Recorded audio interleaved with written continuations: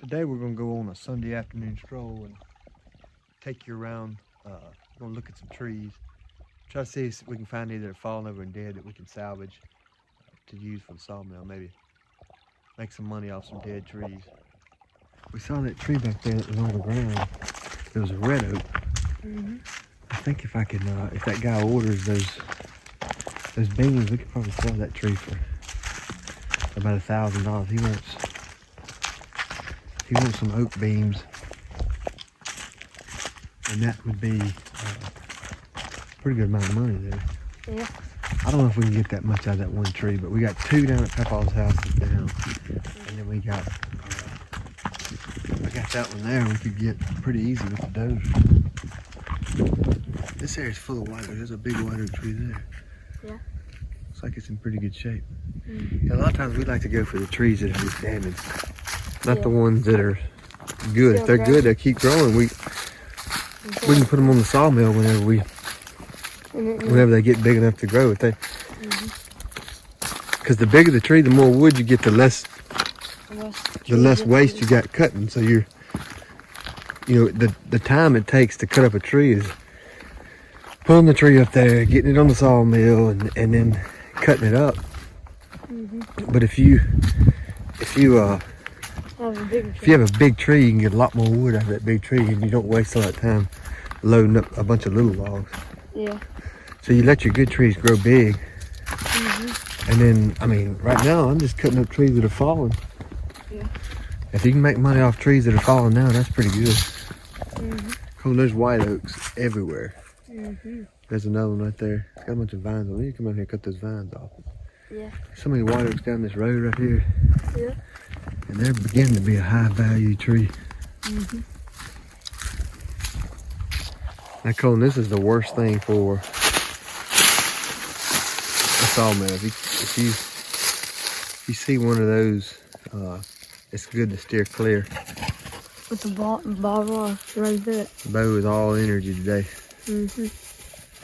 Yeah, so you want to cut it off, to me, cut it off above the barbed wire. Yeah. So That's a $50 blade right there. $50 gone. There's an old beech tree down there. One thing about those beech trees is when I tried to dry one out, it bent everywhere. Like it really twisted bad.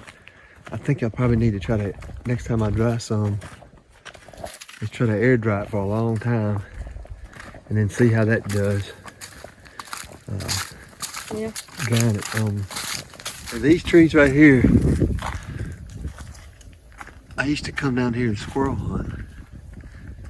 And I'd sit under these trees waiting for squirrels when I was probably 12. And those trees are still here providing food for those squirrels. And I'm 43 now, so those trees are still here 30 years later.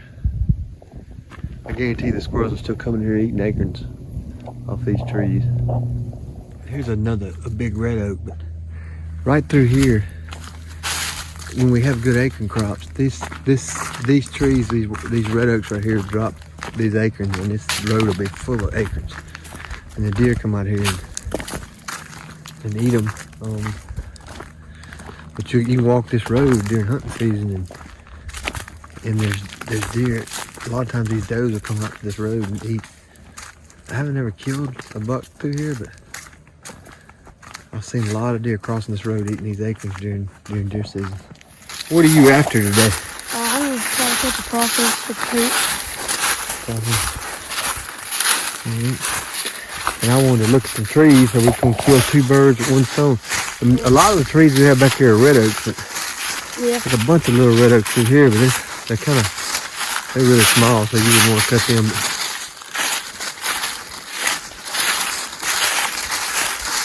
We call this the pecan ridge. There used to be a big pecan tree right there.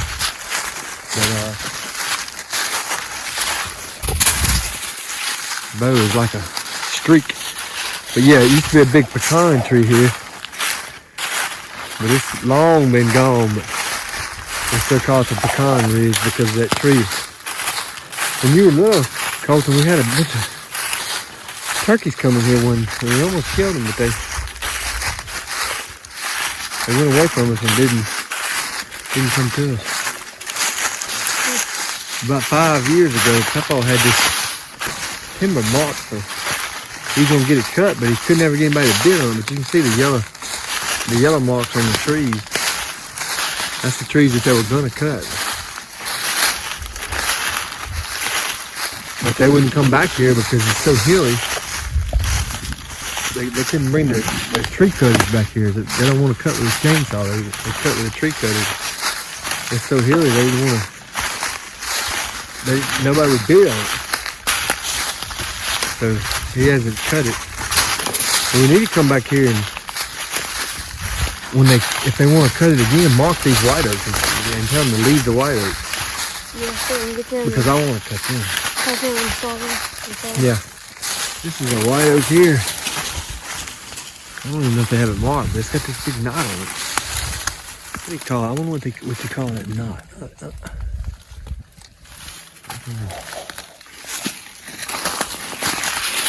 I don't think it's marked to be cut.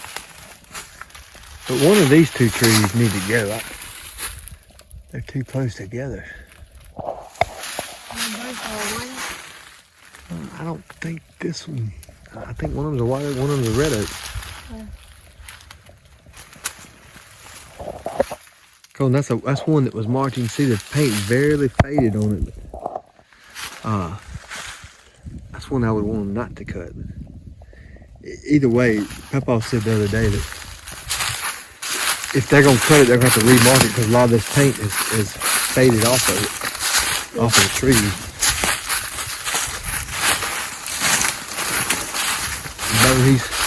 Bo's getting his exercise today. He's running like crazy. Can you run like that? What you doing, Bo? What you doing, Bo? Come here. Come here. Come here. Say hey to the camera. Say hey to the camera. You getting your exercise today? Go get it. Go get it. We're going down to the creek, but this is a pretty good place to hunt up on this hill right here. And you can see this bottom. Over, I shot a deer across that creek over there about probably a quarter of a mile, and I couldn't get over there with any kind of side-by-side, so I had to drag it, and it took me probably 3 hours to get that thing to right here. It was a big deer, and it took me forever to get over here. You've been over there with me before, hadn't you? Yes, sir. On that bluff behind each side? Yes, sir. We made it to the creek. We're gonna let Colton try to catch him a crawfish. Yeah, I don't know if that right there. I think it's too cold. Maybe. And we're gonna head back up the other way when we go back. If he catches one, maybe we can get him on camera.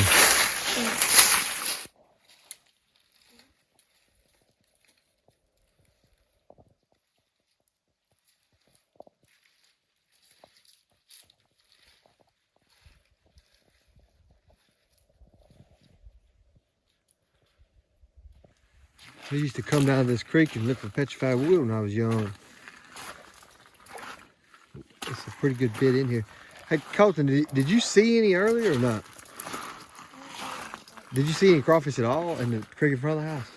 In front of the house? Yeah. I saw some like last week. But not today? I don't know. I bet they're gone in or something. I don't know much about crawfish, but let's see. See if you can find any petrified wood. Yeah, I will.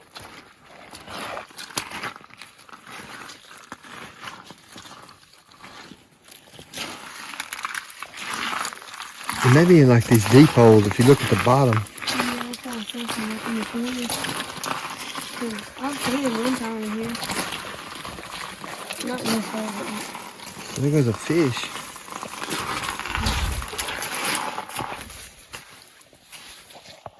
Oh, this is like. What kind of fish is that?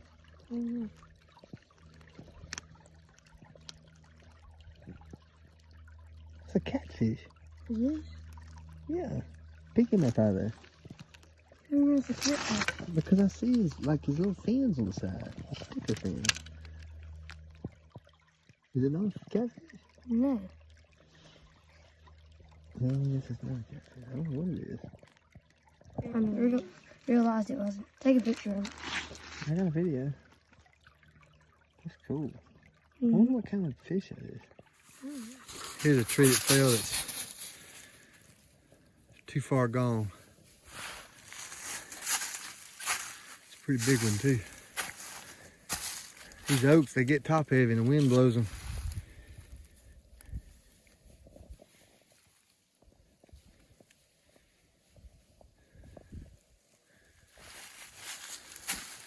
And they can't handle the wind.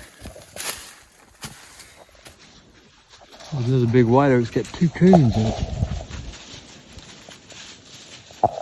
You can see them.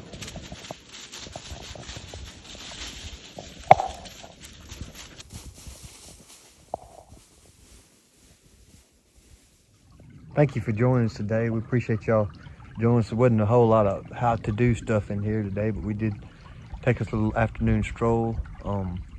Show you kind of how we find trees and what we do before